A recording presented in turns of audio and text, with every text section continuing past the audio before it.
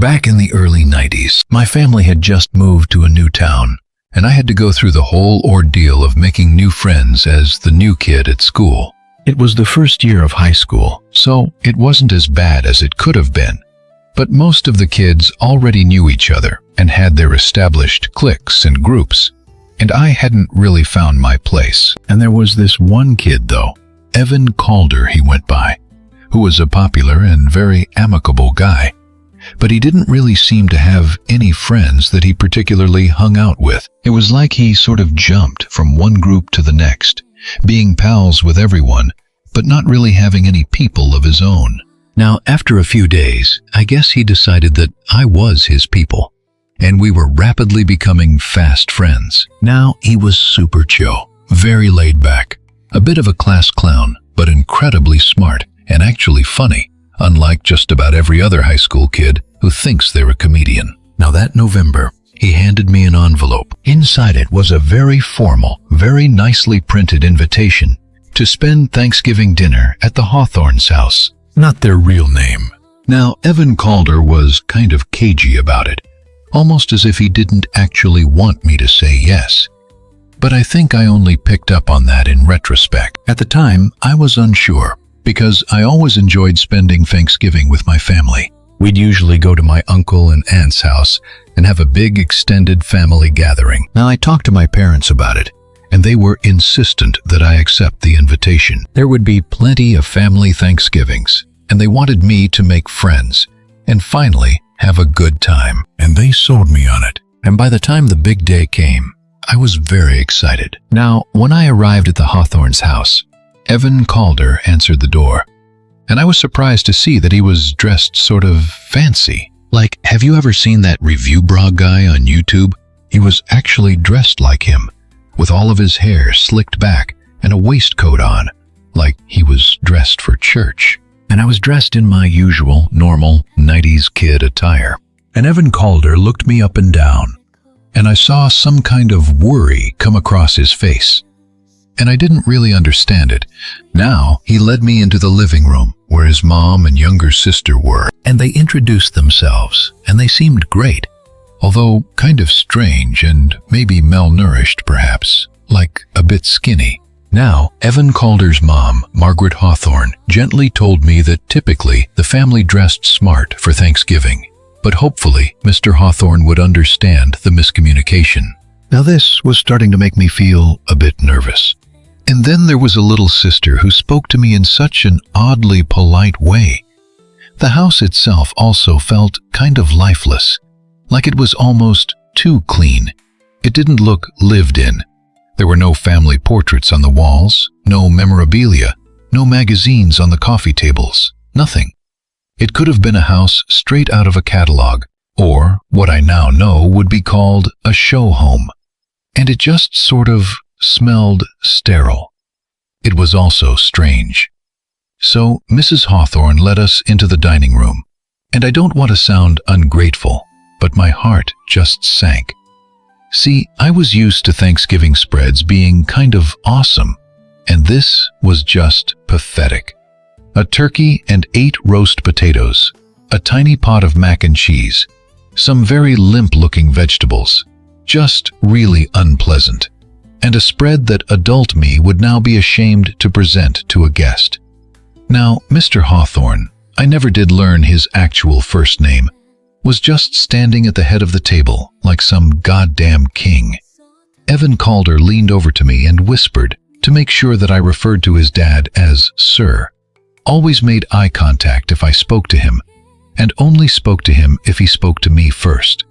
I genuinely felt like this was some type of prank at first, but it was very clear from the atmosphere that it was not. Now, Mr. Hawthorne did not greet me or introduce himself. He gave me a sort of nod and then continued to acknowledge that I was there. I was seated to his left, Evan Calder opposite me. Then the little sister sat next to Evan Calder, and Mrs. Hawthorne sat opposite her. And this positioning is important for later, because you need to know that I was within reach of Mr. Hawthorne. And so I followed the lead of the others and stood behind my chair while Mr. Hawthorne spouted a rambling, droning grace that seemed to last forever. And weirdly, at no point did he actually mention God or Jesus or anything. It was just about giving thanks and appreciating the things we have. But it wasn't directed at anyone or any particular deity. Now, I didn't really notice this at the time, but looking back, it seemed incredibly odd. Anyway, we finally sat down, and Mr. Hawthorne cut the turkey and started piling it onto his plate, and I sort of loosely reached out for a roast potato. Now, without warning and without a word, Mr. Hawthorne backhand slapped me across the face. I was absolutely speechless. It hadn't been hard enough to really hurt or anything. It was just hard enough and belittling enough to leave my face red, both from the slap and from the embarrassment of being pimp-slapped by my friend's parent. Like, holy crap! I had never in my entire life been struck by a friend's parent before, and certainly not when I was old enough to be in high school. Mrs. Hawthorne quickly stepped in and told me, in a very trembling voice, that it was custom to allow the man of the house to dish out his entire portion before anyone else was allowed to take any food. Mr. Hawthorne then added very sternly that usually the man of the house would eat his entire portion before the rest of the family could eat either, but they were making an exception because they had guests who did not seem to understand respect. I wasn't a particularly angry or petulant child, but I was burning with fury inside. Evan Calder kept giving me these looks like I was supposed to understand what was going on here, but I just didn't. I was too scared to take any food at this point, and I had to be prompted by Mrs. Hawthorne to help myself eventually. And when I did, I was horrified. The food had looked unappetizing, but it was worse than it seemed. Everything was lukewarm at best. The vegetables were undercooked. The pasta and the mac and cheese were crunchy from being underboiled. And worst of all, the turkey was pink and slimy. Perhaps the most undercooked meat I'd ever encountered in my life. And the rest of the family were picking at their food as if they were aware of how vile it was. But Mr. Hawthorne was devouring his portion with almost a kind of gusto, for lack of better words. And not once did he praise the chef, though, which I'm certain was Mrs. Hawthorne, because I can't imagine Mr. Hawthorne being the type of man who did the cooking. Now, about halfway through the meal, the undercooked and horrifically prepared food began to take its own toll on my sensitive stomach, and I felt serious, unpleasant pains coursing through me. I tried masking it, pushing my food around on my plate with my fork. But Mr. Hawthorne noticed and told me to eat up, son. It's impolite to be ungrateful to one's host. And I finally spoke up and said that I had a really bad stomachache, and could I please call my parents to come get me, because I didn't want to ruin their Thanksgiving dinner. Now, Evan Calder, Mrs. Hawthorne, and the little sister all went totally pale and silent at this. Mr. Hawthorne's face went a sort of shade of crimson, and I swear, if this had been a cartoon, steam would be bursting out of his ears. Unfortunately, this was real life. It was my life. "How dare you!" he screamed, and then proceeded to lecture me on how I was the rude, uncouth little deviant. And then he turned his sights on Evan Calder. It was Evan Calder's fault for inviting someone like me from the wrong side of the tracks to their family meal. And Evan Calder began apologizing profusely, saying that I didn't know any better, and of course I would stay and finish my meal. And I felt so betrayed. But then I kind of realized why Evan Calder had no choice. Mr. Hawthorne stood up, dragged Evan Calder to his feet, and proceeded to force him over his knee, pull his pants down, thankfully not his underwear, and spank him with such violence that I'm amazed Evan Calder didn't burst into tears. Mr. Hawthorne then looked at me, and it was a very clear threat. Either I play ball, or Evan Calder would suffer the brunt of my actions. So I forced the rest of my food down, struggling against stomach pains, struggling not to throw up. and struggling not to burst into tears when I thought about my own family and the absolute hell it must be living with this one. And eventually, dinner was finished, and in silence we ate some type of sort of slimy jello with some fruit in it. And as soon as dessert was finished, Mr. Hawthorne promptly commanded that I leave, and to think on my actions that night and the shame that I brought on myself and my family. It was an hour's walk back to my house, and I opted to just take it rather than dare ask if I could call my parents. Now, when I got home, our own Thanksgiving meal was still underway, and Mom and Dad just cheerfully asked me if I wanted to join in.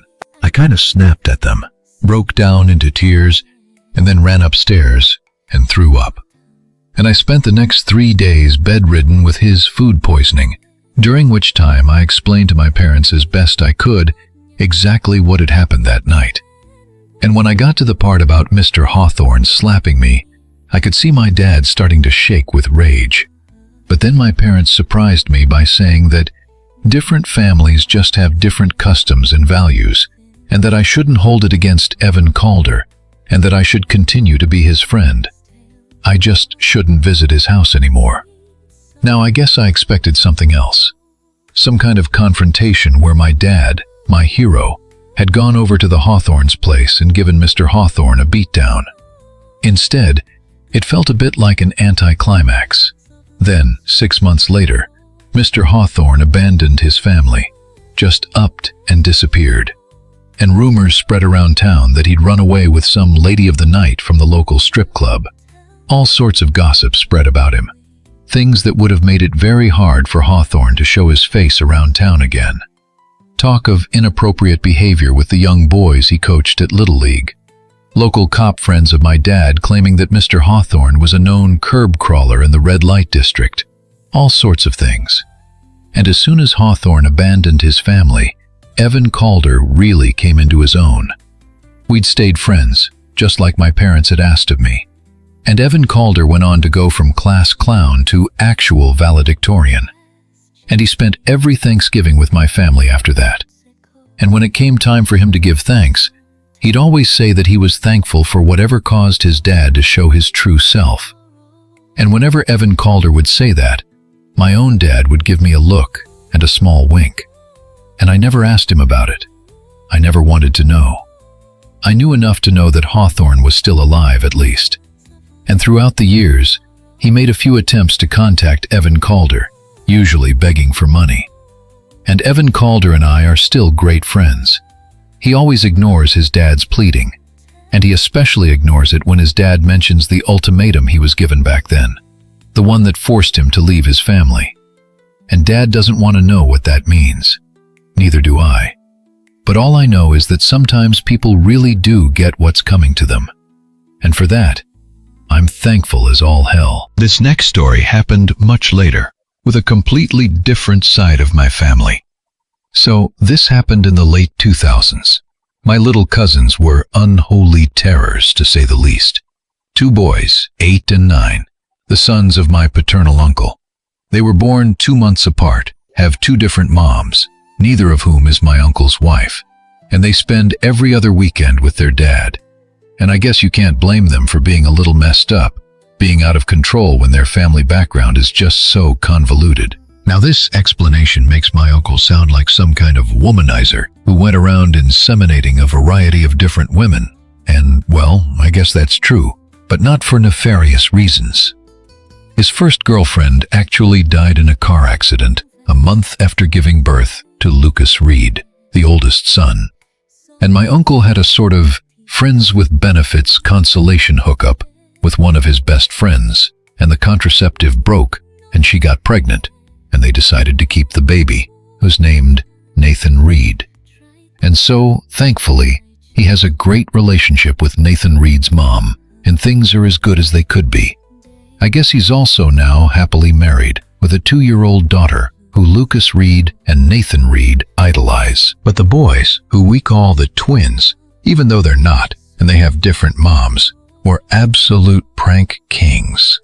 They loved nothing more than causing chaos, pulling off jump scares, the kind of goofs you get from joke stores. You know the types of things: exploding cigarettes, lighters that squirt water, dollar store crap. It was always in good fun, but it was constant. You knew that any family gathering was going to be about the twins, and they made darn sure that we were darn sure of it. Now it makes me so sad looking back. I miss the days when these dumb little kids were the pride and joy of the family. I miss the days when the family was a thing. Now, fair warning, this is not a happy story. It doesn't have a happy ending. And when you give thanks this Thanksgiving, make sure that you show gratitude for your loved ones who are still with you. Don't take anything for granted. Things can change on a dime, and life has no rewind button. No kid deserves to have the weight of what happened with the twins on their shoulders. Now, that Halloween, the twins had gone as pumpkin ghouls, basically skeleton onesies with creepy pumpkin masks. It was kind of cool, and the twins were very pleased with themselves. I had taken them trick-or-treating, which made them feel badass, being chaperoned by their cool cousin, even if they could not grasp why a girl had dressed as Jason Voorhees, because Jason is a boy. Kids are odd creatures, and so the twins weren't content with using their pumpkin mask just once. In their minds, pumpkins are Thanksgiving-related too, which is true, I guess, with pumpkin pie and all that jazz. So they smuggled their pumpkin masks into our family Thanksgiving gathering in their backpacks, just waiting to find the perfect moment to use them. The women of our family did the cooking at our Thanksgiving get-together. Maybe this is a bit rude, but the truth is, Eleanor Reed, my mom, and my uncle's wife were the best chefs by far. Unfortunately, I did not inherit my mom's penchant for delicious culinary skills. And you could say I have a particular set of skills, and my skills lie elsewhere, extremely far from a kitchen. I'm a programmer. And so the twins decided a great prank would be to hide in the broom closet in the kitchen and burst out on whichever poor, unsuspecting chef happened to be in the right place at the wrong time. And this just happened to be my Eleanor Reed preparing the gravy boats. Eleanor Reed had just finished mixing up this thick gravy. We always have a selection of different thicknesses to suit everyone's tastes. When the twins came bursting out of the closet in their pumpkin masks, yelling whatever spooky nonsense they decided to scream. Eleanor Reed was not a young woman. She was in her early 70s when this happened, and despite being used to the twins' antics and jump scares, I guess this time it really caught her. She dropped the huge gravy boat onto the floor, which shattered, sending gravy and glass spilling all over the tiles near the kitchen door. And then, the way the twins told it, she began to clutch at her heart. She was breathing really hard and leaned forward to steady herself, and then just collapsed into a chair at the breakfast bar.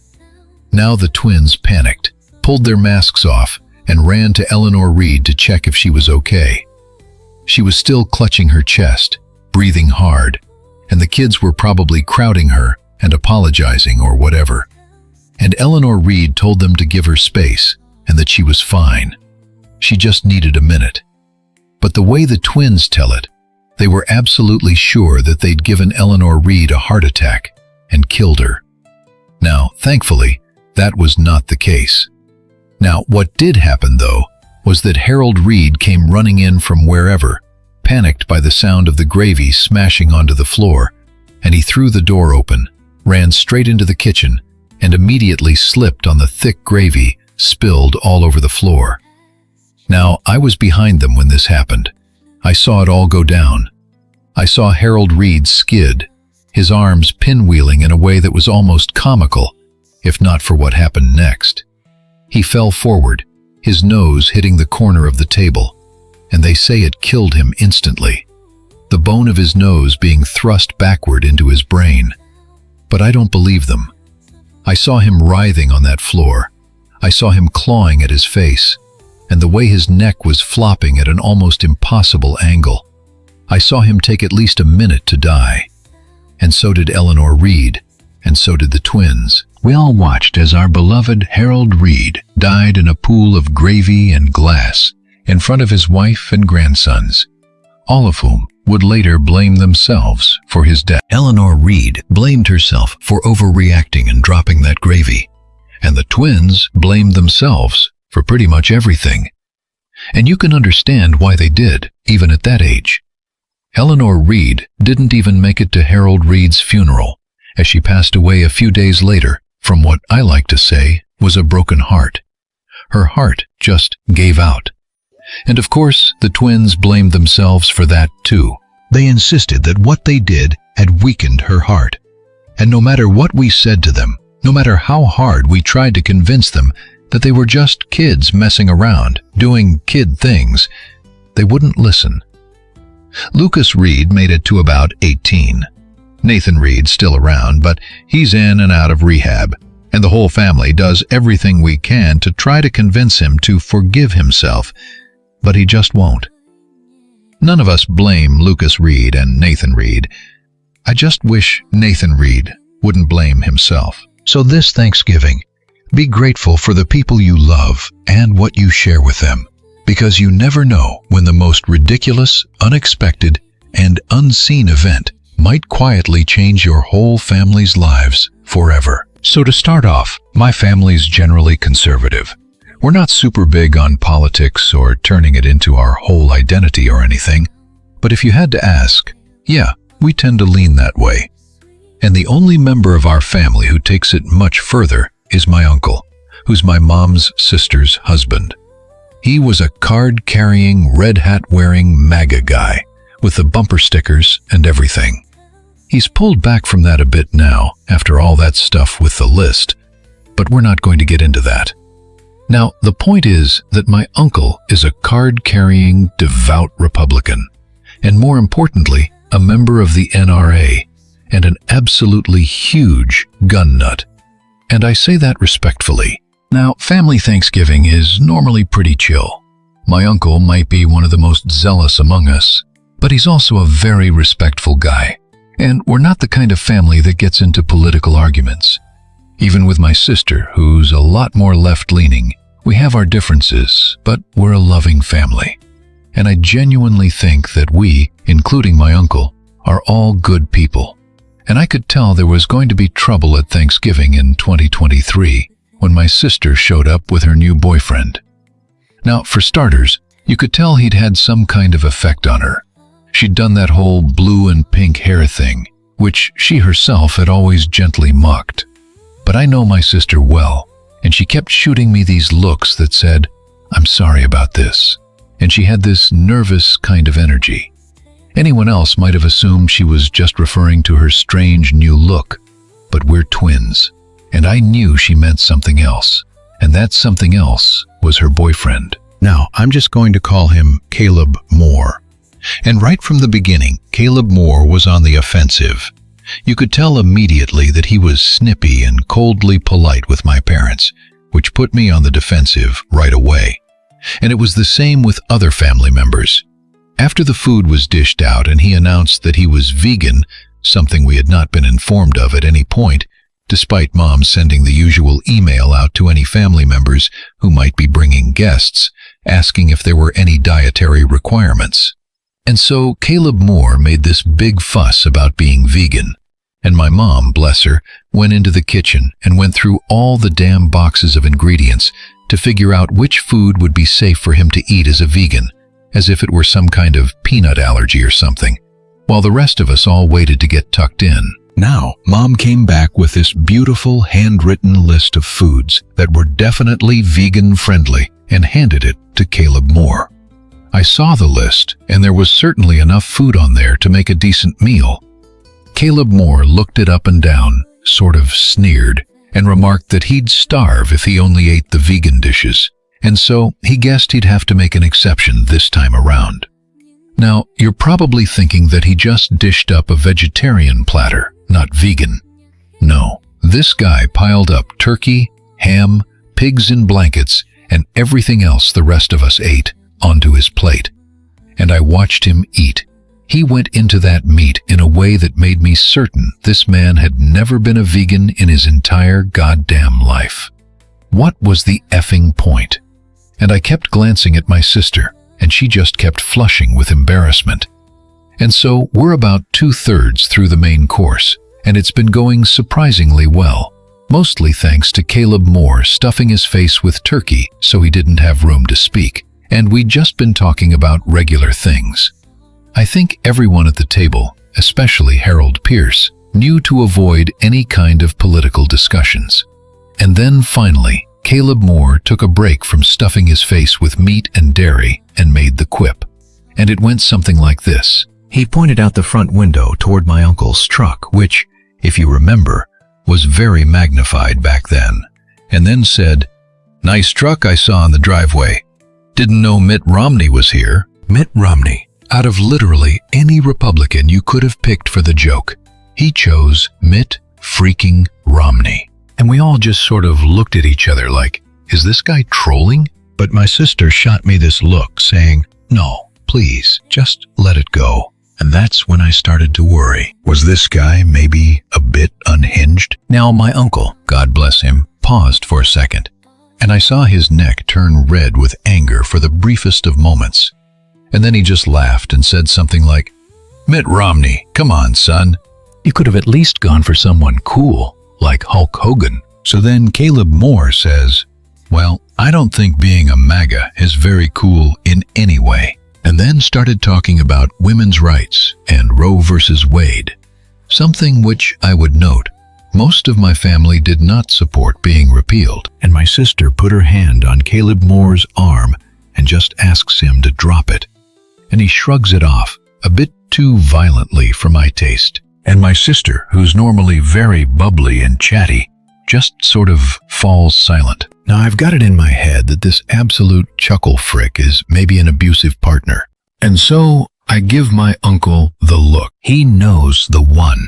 It's the look I give him when I'm saying, "Hey, Harold Pierce, me and you are going to screw with this guy, okay?" And so Harold starts asking me how the shooting's been going, whether I've been hitting my goals at the range, and when we're going to go out hunting again together. You know, completely innocuous things that would only rile someone up who's going to have a problem with guns. And of course, Caleb Moore immediately leaps on this. He starts ranting about gun culture and this and that, and then he says, "Of course, it's sick just how anyone can own a gun these days, despite obvious mental instability," and clearly looks at Harold Pierce when he says this. Now, Harold Pierce knows that we're trolling this guy, so instead of getting mad, he just ignores Caleb Moore and starts telling me all about the new firearms he's purchased recently. It was hilarious. And at one point, he was just completely making up guns that don't even exist, and also claimed to own a military railgun that required a train track to move. At no point did Caleb Moore call him out on any of this or accuse him of lying, just like we suspected. Instead, he started going on about how concealed carry should be abolished in our state, and questioning whether someone like Harold Pierce should even be allowed to own a gun, bringing up some Star Wars-sounding firearm Harold Pierce had once claimed to have. I forget the name. He said that, at the very least, Harold Pierce should be forced to let everyone know that he was carrying. Harold Pierce just smiled, very calmly, and said something like, "Nah, son, if I'm going to protect myself with a firearm, I don't really want the bad guy to see me coming." Now, Caleb Moore got furious about this, and I'm not going to type out the entire argument, but it ended with Harold Pierce finally losing his cool, and the two of them getting into a full-blown screaming match about politics, Trump, Kamala, and everything else, while the rest of us just sat there looking at each other like, this is the worst Thanksgiving ever. And then Caleb Moore got so angry that he leapt up from the table, knocking his chair over backward. My sister once again reached out to touch his arm and try to calm him down. This time, he actually shoved her away. So now, of course, Harold Pierce jumped up too, screaming at Caleb Moore, calling him a pathetic, weak little man, and on and on. And That was when Caleb Moore reached into his cardigan and pulled out the pistol he'd been concealed carrying for the entire Thanksgiving meal. Everyone froze, and the room fell completely silent. Harold Pierce stared back at Caleb Moore, and a look of calm, almost peaceful acceptance settled over his face. Because despite being the biggest gun nut I know, Harold Pierce clearly was not carrying at a family Thanksgiving dinner. So there he was, face to face with a supposedly anti-gun, vegan meat eater who was now pointing a gun at him. Harold just said, "You don't want to do this, son. You don't want to throw your life away over some old man's political opinions. This isn't you." And so on. He genuinely tried to convince Caleb Moore that he was a good person, that he was better than this, that this was his chance to prove it. And Caleb Moore had the absolute nerve to say that Harold was right.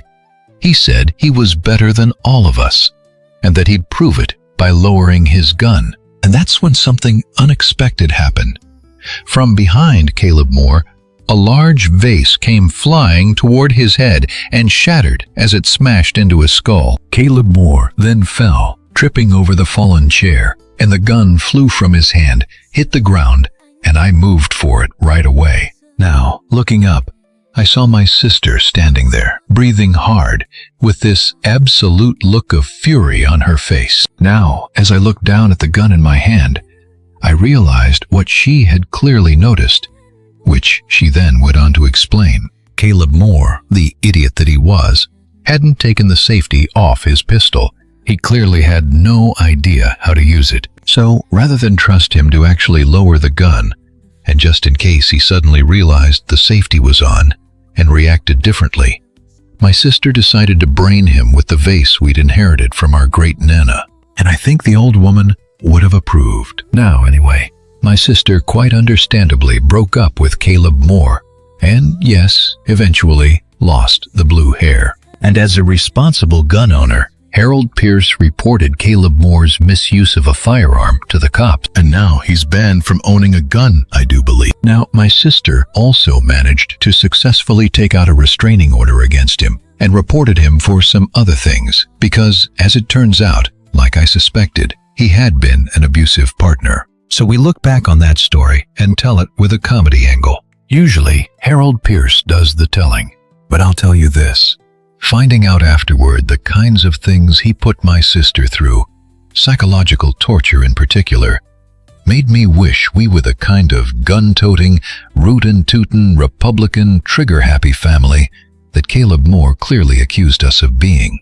I'm not a violent person, but I do feel that, at the very least, he deserved to feel the fear of having 7 or 8 guns pointed at him to calm him down. So, I'm a woman in my 40s, and I run a Meals on Wheels service. I run the business all year round, but on Thanksgiving, I go that little extra mile to bring a bit of extra joy to my elderly and disabled clients. Now, there was this one old fellow I used to visit, and he only had me booked in for Thanksgiving.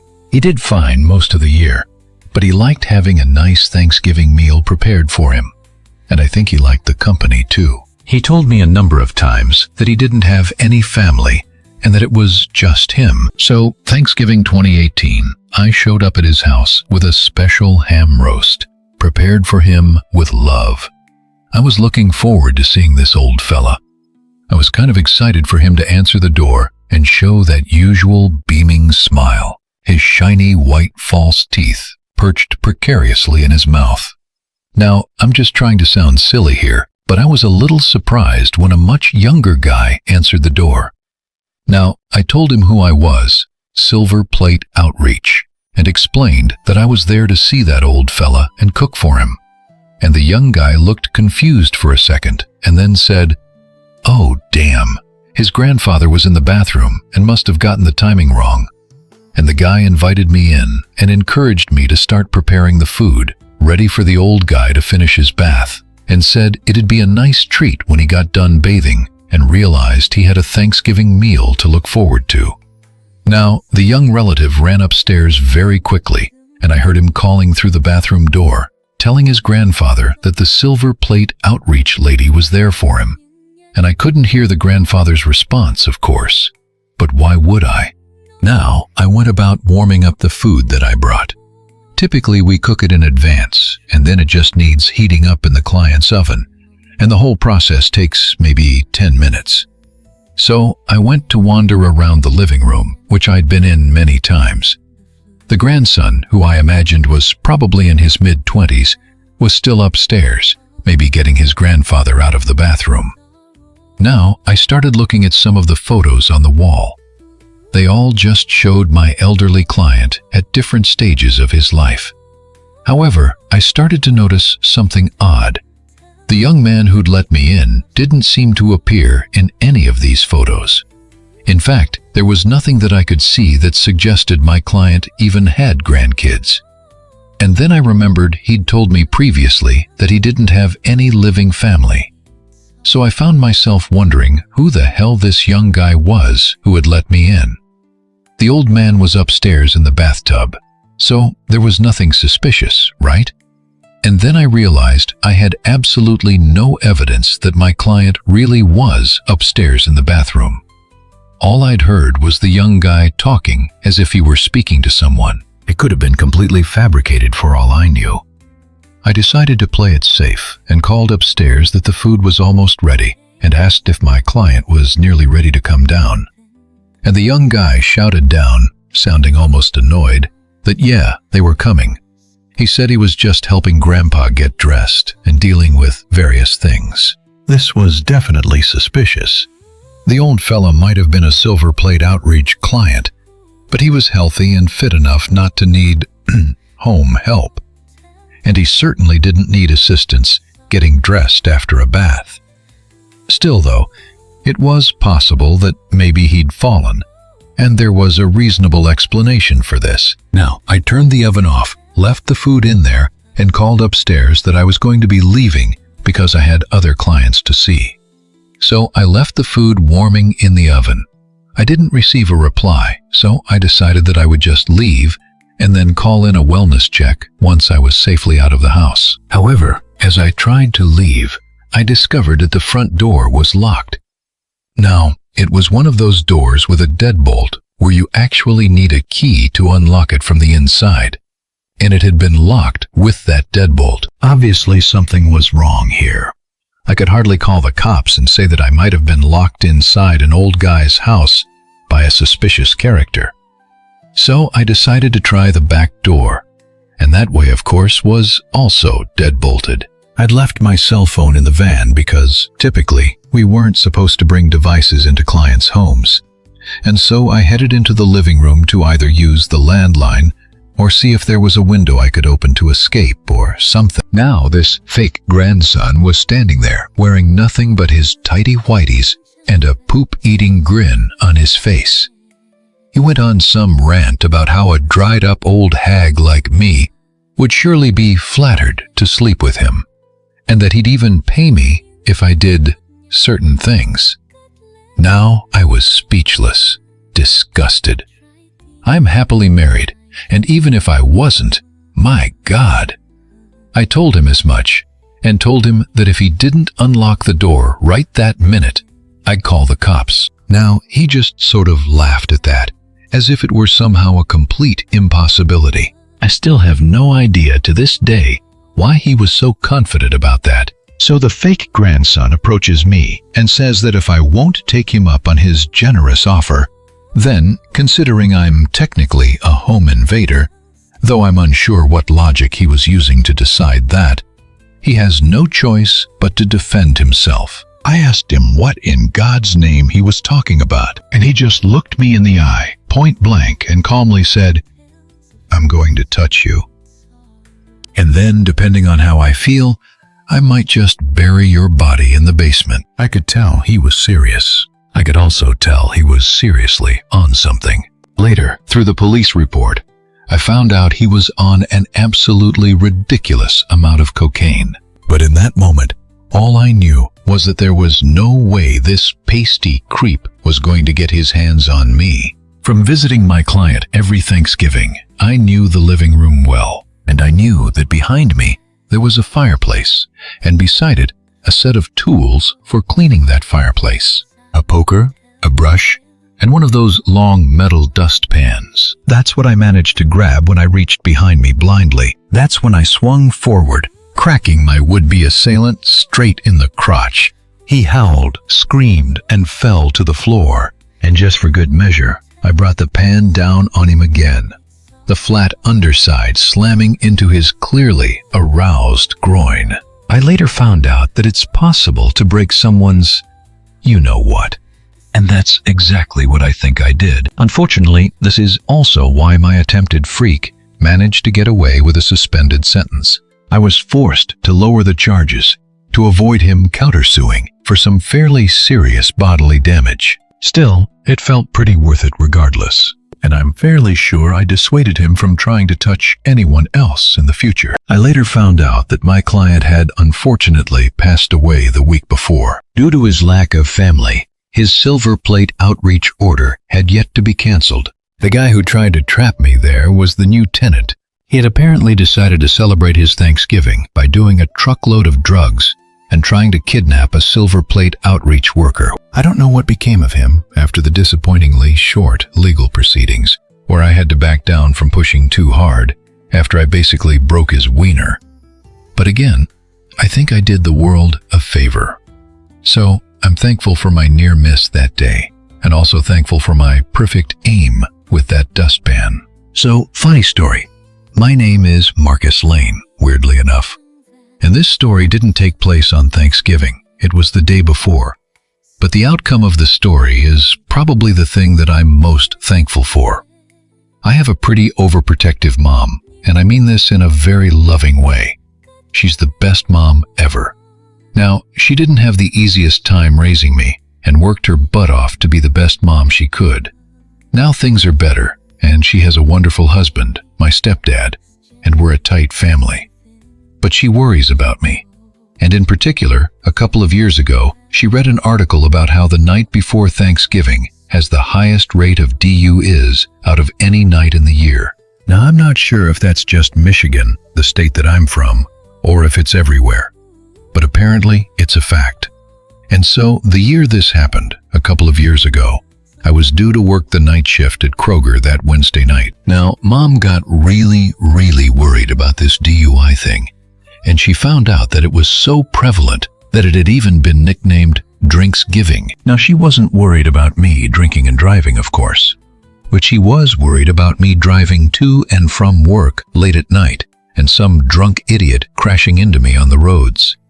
She got so worked up about it, in fact, that eventually I promised her that I would just walk to work and back that evening, even though it was a 40-minute trek either way. This seemed to placate her massively, and I thought, the walk could actually be good for me.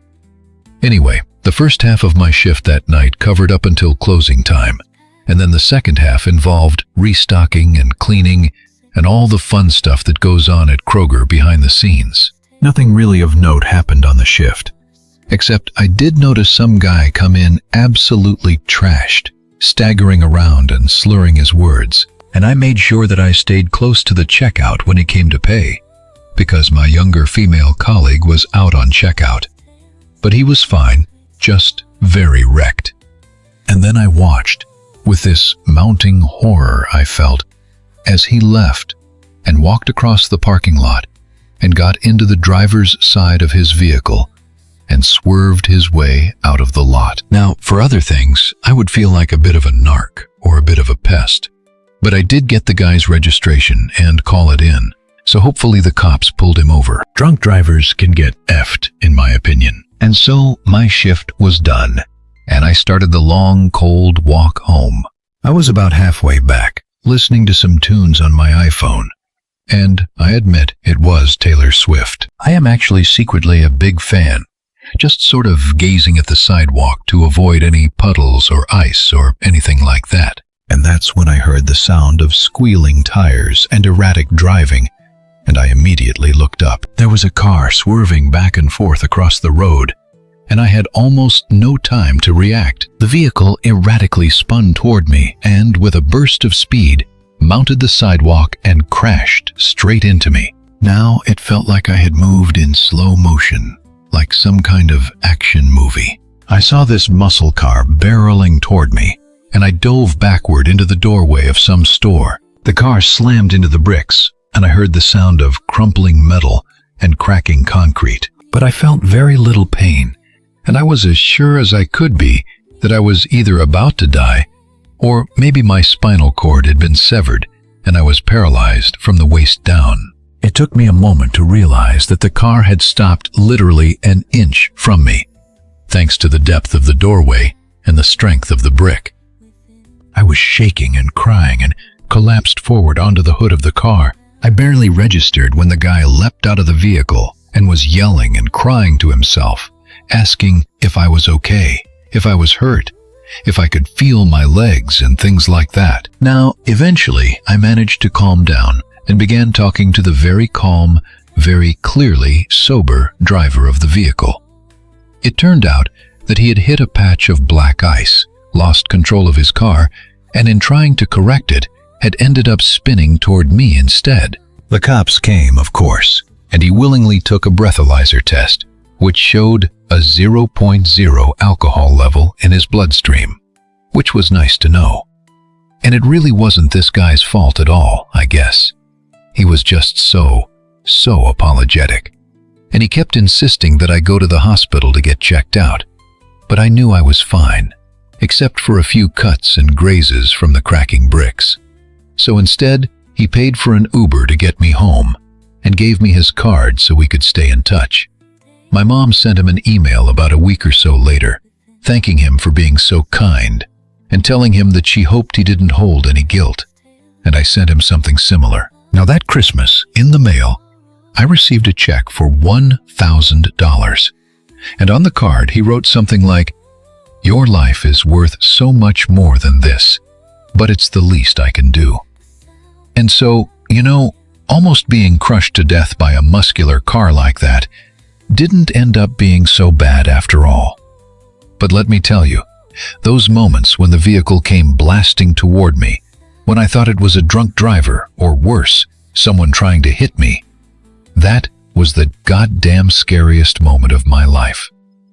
And every year on Thanksgiving, I make sure to give thanks for surviving that terrifying ordeal. So I'm a woman in my early 20s, and last year was my first Thanksgiving alone, as I'd moved cross-country and couldn't make it back home for our usual meal. Now, I was pretty sad and depressed about all of this, even though my dad and my stepmom made a big effort to have a Zoom call with me and put together a little party that day before Thanksgiving. Now, I decided I was going to turn my frown upside down and be a good Christian and spend my Thanksgiving volunteering at a local soup kitchen. They'd been really struggling for volunteers that day, apparently. So when I went in the week before and asked if they needed me, the large older lady who runs it, her name was Ruth Callahan, gave me the biggest, warmest hug I'd ever had from someone I wasn't related to. And that made me feel a lot better, and almost like I'd made the right decision.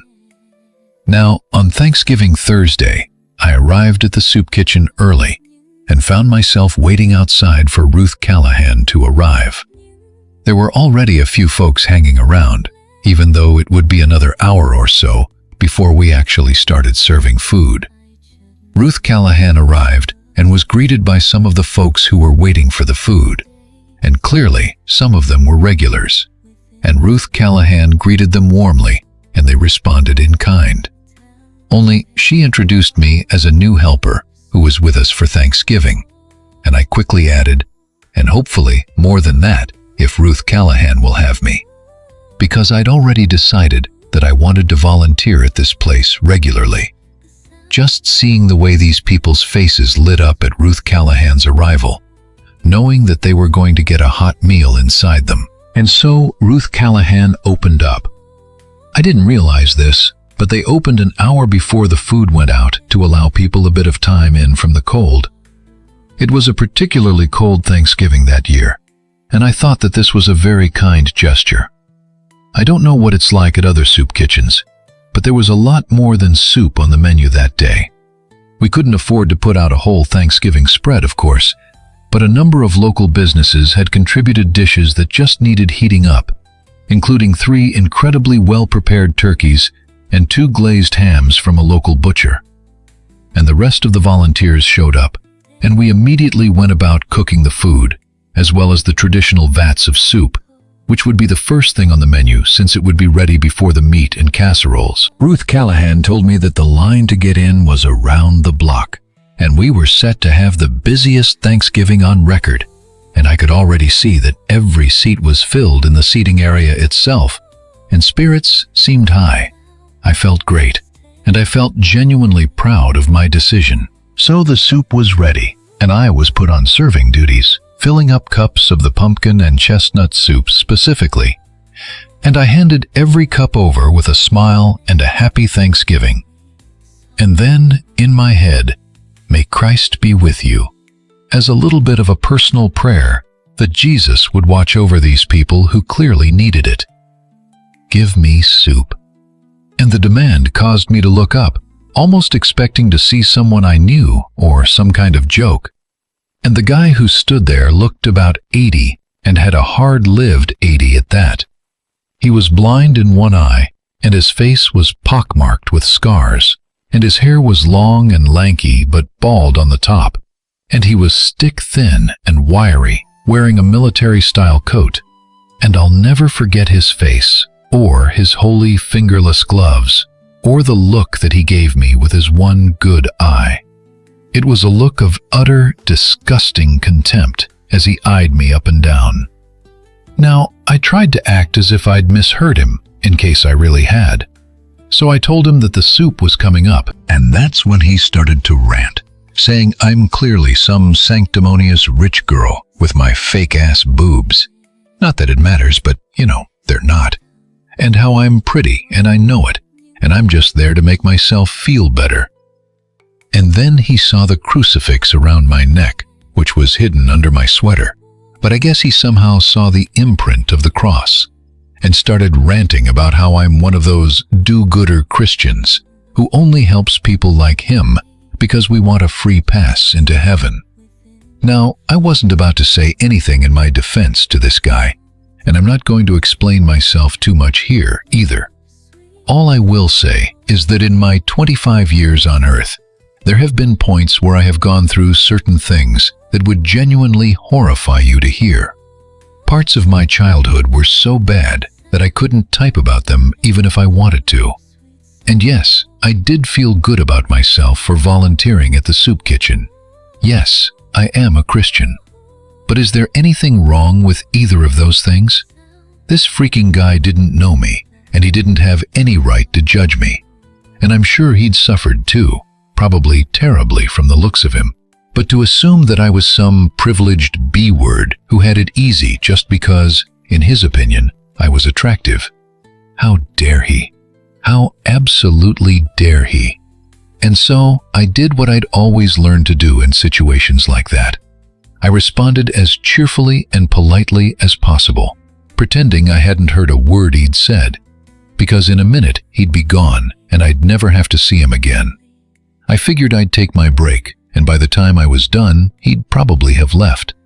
So I poured him his cup of soup and handed it to him with a big smile, telling him that I hoped he enjoyed it and had an absolutely wonderful Thanksgiving. Now, normally that sort of thing makes people back off, feeling foolish, but not him. Oh no, this enraged him more than I could possibly have imagined. He took the cup of soup from me, the soup still scalding hot, and said, "I don't even want it," then called me the C word and threw the soup straight into my face. Everyone around him reacted in horror, but I was just frozen, like I'd blacked out while still standing. I vaguely remember him running and leaving the building, and my face feeling strangely cold. And the next thing I remember after that is waking up in the hospital. I have a skin condition that, among other things, makes my skin extremely sensitive to high temperatures. The soup was hot enough to burn away part of my cheek and send me into shock, which caused me to pass out and remain unconscious for a few hours. The scalding soup permanently scarred my cheek. It wasn't severe enough to require a skin graft, But there is a red mark there forever, one that gradually kind of looks like a birthmark. And I also needed surgery on my eye, which thankfully was successful, and I kept my sight. But a small section of my right eye is now permanently bloodshot. Ruth Callahan had been at the hospital with me. I don't remember this, but apparently all I kept doing was worrying about whether they'd closed the soup kitchen and whether people had still been able to get their meals. And she just kept reassuring me that no, it was still running. Unfortunately, they were never able to catch the man who assaulted and permanently scarred me. He'd burst out the front door, and nobody really knew why at the time, and the whole thing had been so sudden and bizarre. And the chances are, if it had happened to someone who didn't have a sensitive and unpleasant skin condition like mine, it would have just hurt badly, and that would have been the end of it. Unfortunately, not in this case. I spent a few days in the hospital, and the thing I kept telling myself was that this was just one guy. There are terrible people in every group, and the lesson I believe I was taught here is that forgiveness isn't necessarily what matters most, but rather the absence of placing blame. So I still volunteer at that soup kitchen. I've become friends with some of the regulars, and I wish I could do more to help them. Ruth Callahan couldn't believe it, but it just felt right. Now, I'm not some kind of saint, though. There's a part of me, a very dark part, hidden deep in the back of my mind, that keeps volunteering at that soup kitchen in case that guy comes back. And if he does, maybe I'll throw some soup in his face. Most families have Thanksgiving traditions. Some of them are wholesome, some of them are silly, and some of them are just plain bizarre. I know this because I read a Reddit thread about them, and I was going to post my own family tradition and the outcome. But in the end, I decided I didn't want to drag the mood down into the Earth's core. So I thought, hey, why not send it into Let's Read instead? Look, I'm not going to pretend that my dad isn't an idiot. He is an absolute goofball, and I love him for it. But he'd be the first to admit it. But sometimes his dumb flippery gets him into a bit of hot water. Things like somehow managing to offend a waitress at Red Lobster, or nearly losing a major contract at work for sending a boomer Minions meme to a company they were courting. Now, this idiot is just bad at jokes. He once decided to prank my mom on April Fool's Day by telling her that he'd been cheating on her and wanted a divorce. Only the absolute clown got the date wrong, forgot that March has 31 days in it, and pulled the prank on the morning of March 31st. So my mom had absolutely no reason to suspect it was a joke. And boy, he had a lot of groveling to do after that one. And so, you get the point. He is a lovable goofball boomer dad who just isn't funny at all, most of the time. But he is indeed lovable. He also managed to make Thanksgiving pretty terrible one year. And so, for many years, we had this old serrated electric carving knife for cutting the turkey. It was one of those serrated knives where they are not actually sharp unless you are sawing into something. And on top of that, it had been blunted through years of use. And so, every year, to entertain the kids, before cutting the turkey, he would take this damn knife and pretend to cut his hand off with it. It was this whole gimmicky thing. He would press the blade against his upper wrist and then wow the little kids with how strong his skin was, because he could just press a knife against it. And then for the final shock value, he would turn the knife on by flicking the switch. Except it was not plugged in, of course, and it would not actually operate.